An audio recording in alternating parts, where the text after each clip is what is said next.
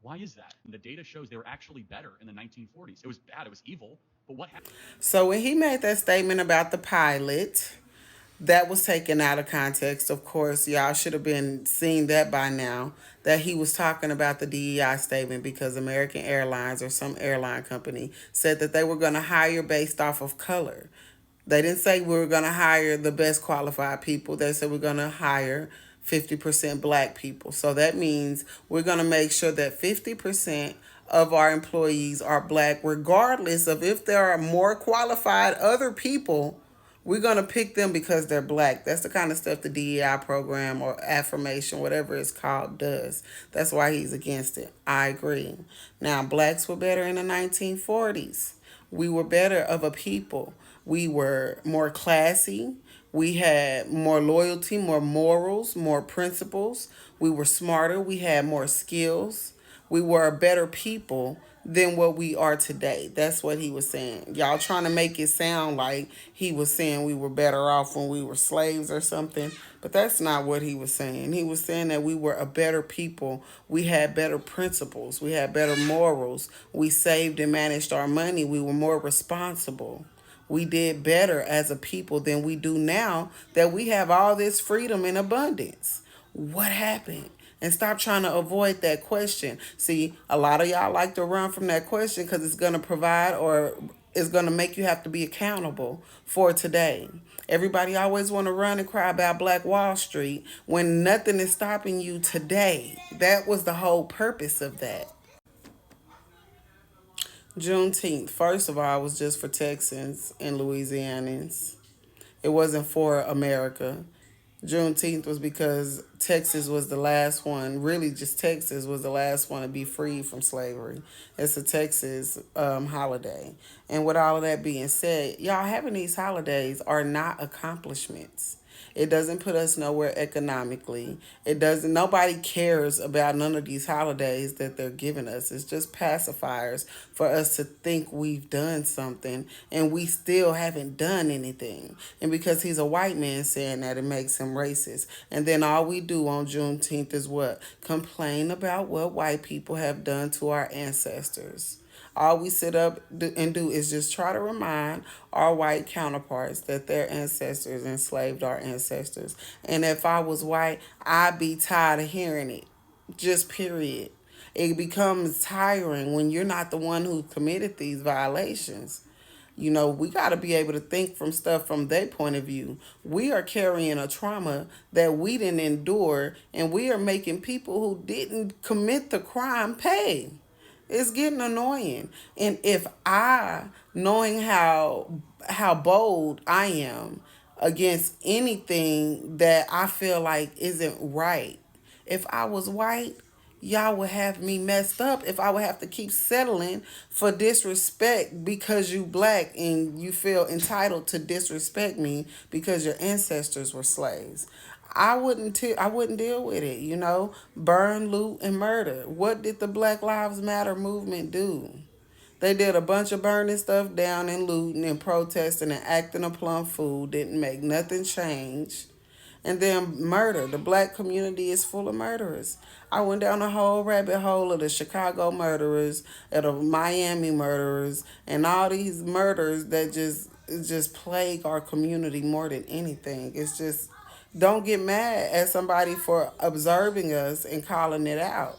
Don't ask a person questions about the black community and then call them racist for answering. He don't like it's like we want to be bullies. It's like just like with the LBGTQ. It's like the initiation question when you step into celebrity mode. They have to ask you, "Well, what's your stance with this?" They ask you this question to see how you answer it, to see whether or not you're going to be promoted.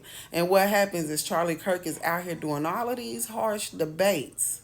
And then y'all say, well, what you think about the black community? And then when he gives an educated answer, you say, oh, he must be racist. No, y'all just don't like the truth because it's coming from a white man. And he say that fathers are good in all households, or he says that fathers are needed in the households of black people. And they ended the video with, well, not having a father is bad for everybody. Well, you were asking specifically about the black community, so don't try to end that clip as if he's just so hung up on the black community because he got some racism in his heart.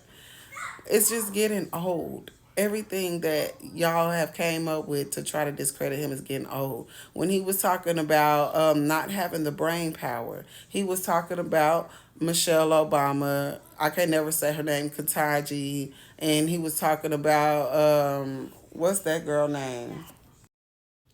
Joy Reid and Sheila Jackson. That's who he was talking about. And then black people want to take that and throw that jacket on all black women. Absolutely not.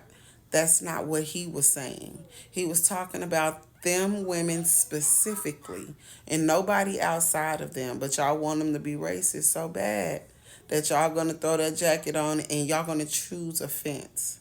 One thing I learned is I'm not finna choose to be offended just because there's room to be offended. If I can look at the context, the full context of a situation and gain an understanding and see that a person's intentions were not ill, then I'm going to go with that. And I'm going to choose understanding over offense. But again, when you want to be a victim so bad, when you want to be the victim so bad, that's the kind of stuff you're going to do. Always choose offense. Because when you can be offended, you can avoid accountability. And when you can avoid accountability, you don't have to change. And when you don't change, nothing happens. And when nothing happens, who's to blame? We got to do better as a people and stop looking for reasons, because it's nobody holding us back but us. White supremacy ain't doing as much damage as we doing to us. And we can sit and point fingers all day, but it's not going to help nothing. It's not going to change nothing. And I'm going to end it with this because it's a revelation that I had, and it keep coming to me. I remember being in a time where I had, always giving somebody in my family a ride every time they needed a ride. Them, their girlfriend, they always got a ride out of me. But when I ended up needing a ride, they would never give me a ride.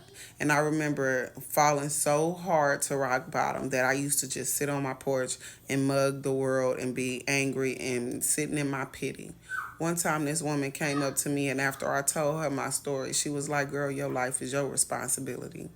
Nobody owe you nothing. No matter what you think you've done for somebody. If you want to be somebody and become somebody, go out there and make that happen."